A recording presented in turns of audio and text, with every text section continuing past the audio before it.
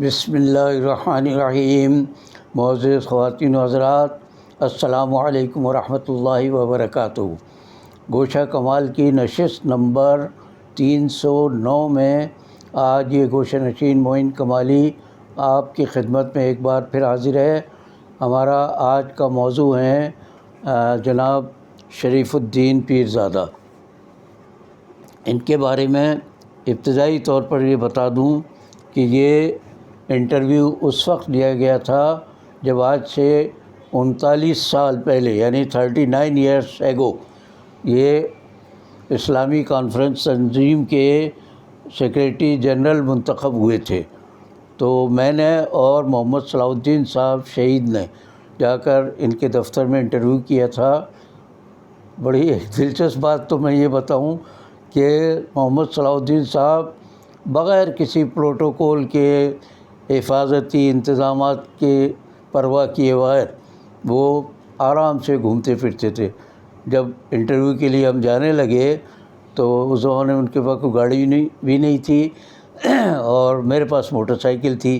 تو میں نے ان سے کہا کہ رکشہ ٹیکسی کر لیتے ہیں، چلتے ہیں۔ اور کہنے نہیں، کیا ضرورت ہے، آپ کے پاس موٹر سائیکل، اس پہ چلتے ہیں۔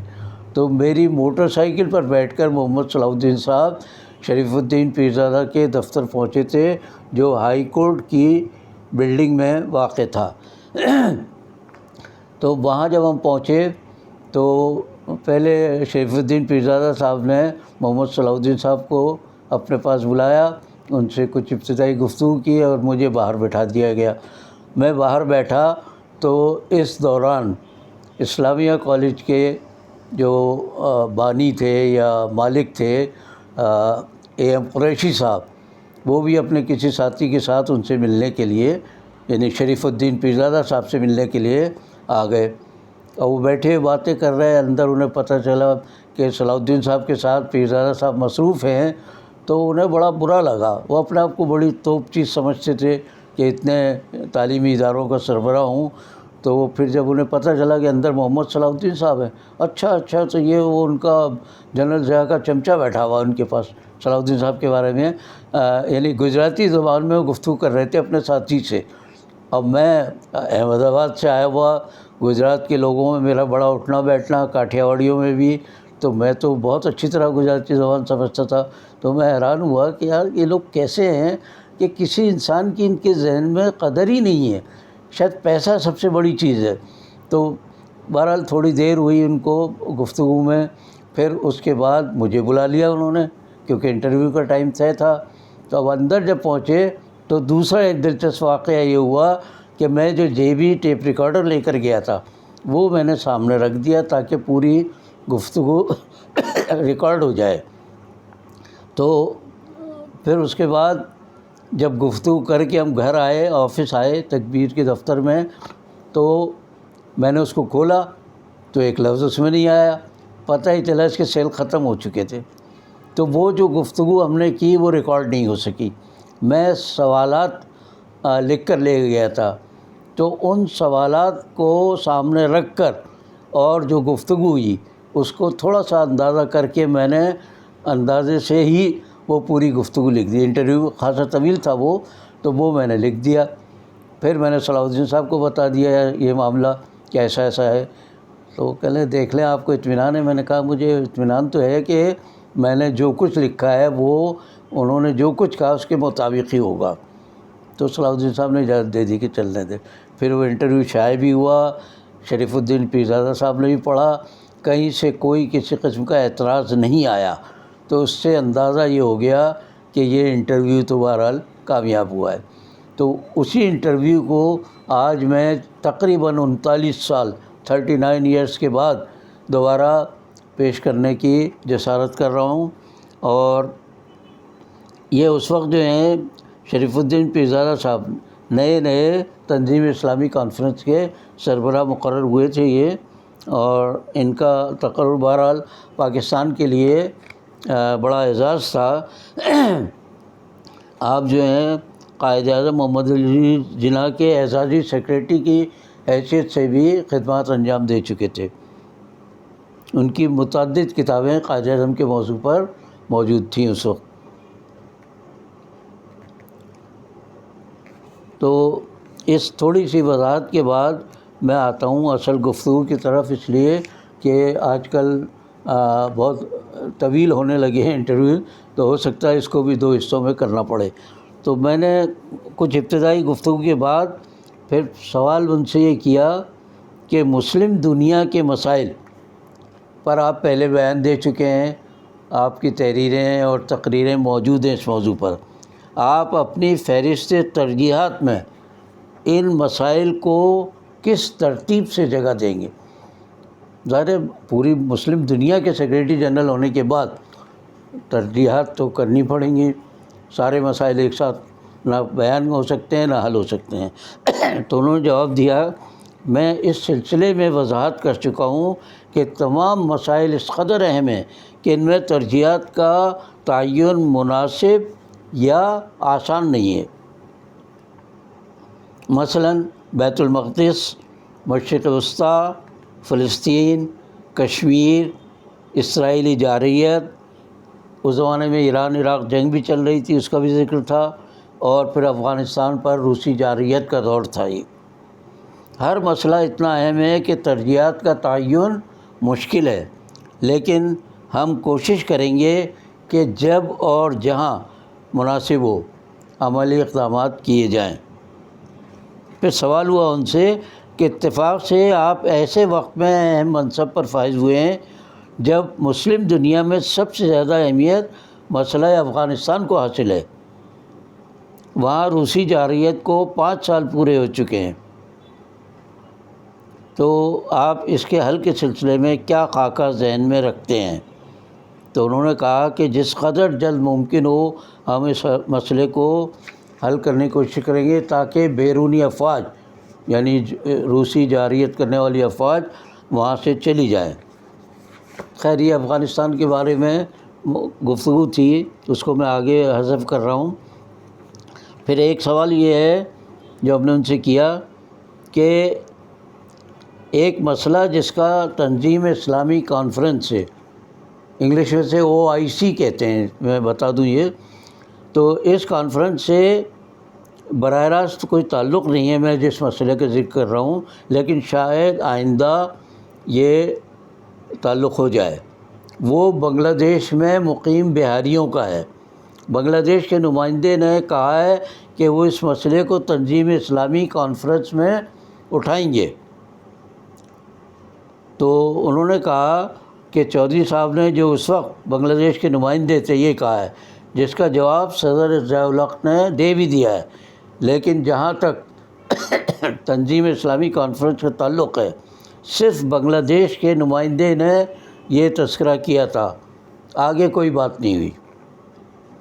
پھر ہم نے سوال کیا ان سے کہ آپ قائد اعظم کے پرائیویٹ سیکریٹری کی حیثیت سے بھی خدمات انجام دے چکے ہیں، اس سلسلے میں آپ نے بڑے پیمانے پر لٹریچر بھی مہیا کیا ہے۔ مسلم ممالک کے اتحاد کے بارے میں قائد اعظم کی قاہرہ کی تقریر کا حوالہ دیا جاتا ہے، اس سلسلے میں ان کا نقطۂ نظر کیا تھا؟ تو انہوں نے جواب دیا، جہاں تک مجھے یاد پڑتا ہے قائد اعظم دسمبر 1936 میں لندن سے واپسی پر قاہرہ گئے تھے، لیکن اس سے پہلے سیدنا طاہر سیف الدین نے قائد اعظم کو ایک خط لکھا تھا جس کے جواب میں انہوں نے کہا کہ میں چاہتا ہوں کہ مسلمانوں کی بھی ایک بین الاقوامی انجمن ہو، اور اس سلسلے میں قائد اعظم ایک بیان پہلے بھی دے چکے تھے جس کی نقل میرے پاس موجود ہے۔ اسی بات کا اعادہ قائد اعظم نے اپنی قاہرہ کی تقریر میں یا لندن سے واپسی پر کیا تھا۔ وہ چاہتے تھے کہ اقوام متحدہ کی طرز پر مسلمانوں کی بھی ایک بین الاقوامی تنظیم ہو۔ آج سے 4-5 سال پہلے تنظیم اسلامی کانفرنس کے متعلق پاکستانیوں نے ایک پمفلیٹ شائع کیا تھا جس میں میرا بھی ایک مضمون تھا، اس کا عنوان تھا پاکستان، قائد اعظم اور اسلامی و عرب ممالک۔ اس مضمون میں میں نے قائد اعظم کی اس تقریر اور خط کا تذکرہ کیا تھا۔ آپ نے بالکل درست کہا کہ انہوں نے قاہرہ کی تقریر میں اس بیان کو دہرایا، اس سے پہلے ایک خط میں بھی اس کا تذکرہ کیا تھا اور اس کے بعد بھی اسی قسم کا بیان دیا۔ ان سب میں قائد اعظم نے مسلمان ملکوں کی ایک باقاعدہ تنظیم بنانے کا خیال ظاہر کیا تھا۔ پھر ہم نے ان سے پوچھا، آپ کے علم میں ہوگا کہ تنظیم اسلامی کانفرنس میں تمام مسلم ممالک کے لیے ایک اسلامی دستور کی تجویز زیر بحث رہی ہے۔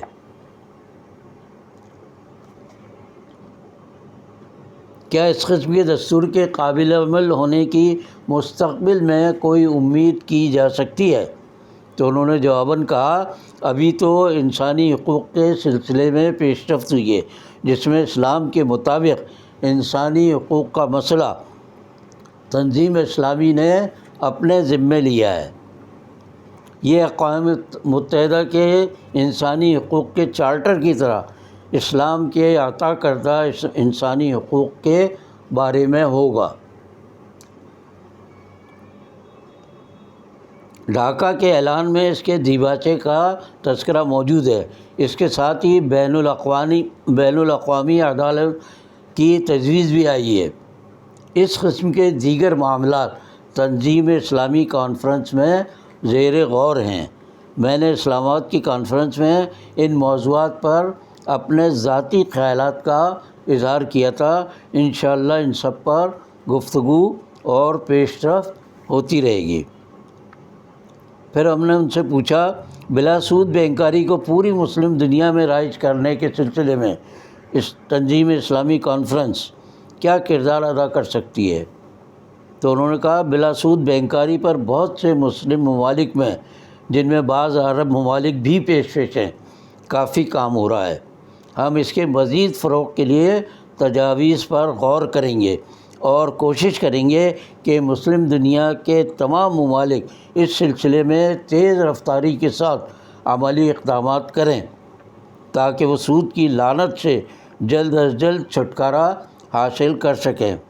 ہر ایک کے اپنے مسائل ہیں، اس لیے فی الحال تمام ممالک کو پابند کرنے کے بجائے اپنے مخصوص حالات کے مطابق انہیں آگے بڑھانے میں مدد دی جائے گی۔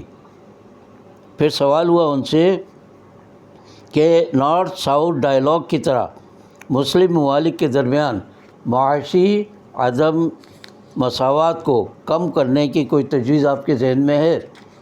تو انہوں نے کہا، مسلم دنیا میں معاشی عدم مساوات کا احساس موجود ہے، اور آپ نے دیکھا ہوگا کہ دولت مند ممالک بالخصوص عرب ممالک اپنے غریب مسلمان بھائیوں کی مدد کے لیے ہم وقت تیار رہتے ہیں۔ وہ جب غیر مسلم ممالک کو امداد دے سکتے ہیں تو مسلم ممالک کے لیے تو ان کے دل اور بھی کشادہ ہیں۔ سعودی عرب اور دیگر ممالک ہر مشکل وقت میں پاکستان کی مدد کرتے رہے ہیں۔ ہم کوشش کریں گے کہ عالمی بینک کی طرح تمام مسلم ممالک کا اپنا ایک بین الاقوامی اسلامی بینک ہو جو غریب ممالک کے قرضے وغیرہ فراہم کرے تاکہ وہ اپنے اقتصادی مسائل پر قابو پا سکیں۔ جدہ میں اسلامی بینک پہلے ہی ان خطوط پر کام کر رہا ہے۔ پھر ہم نے سوال کیا کہ مسلم دنیا کے بعض ممالک بیش بہا قدرتی وسائل سے مالا مال ہیں، جبکہ بعض ممالک افرادی قوت اور علم و تجربے میں آگے ہیں۔ کیا ایسی کوئی صورت نہیں ہو سکتی کہ وہ دولت مند ممالک صرف مسلمان ملکوں ہی سے ہنرمند اور نیم ہنرمند افرادی قوت اور فنی خدمات کو حاصل کریں؟ جواب میں انہوں نے کہا، میرا خیال ہے کہ کافی حد تک ایسا ہی ہو رہا ہے، اور اکثر عرب ممالک میں پاکستان اور بنگلہ دیش وغیرہ ہی سے انسانی وسائل حاصل کیے جا رہے ہیں۔ البتہ کہیں کہیں بعض مقامی حالات و ضروریات کی وجہ سے غیر مسلم ممالک سے بھی کارکن بھرتی کیے جا رہے ہیں۔